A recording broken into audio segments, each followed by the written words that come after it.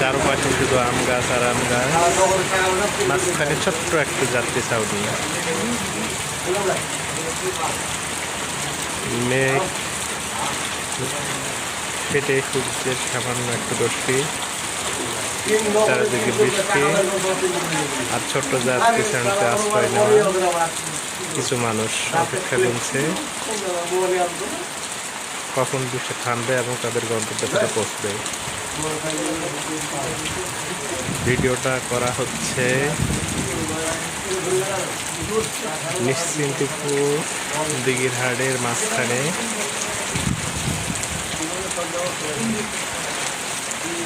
এখানে জনপদ নেই বললেই চলে। সবাই ভালো থাকবেন, বৃষ্টি থেমে যাক, সবাই সবার গন্তব্যে সুস্থভাবে পৌঁছায় এই প্রত্যাশা।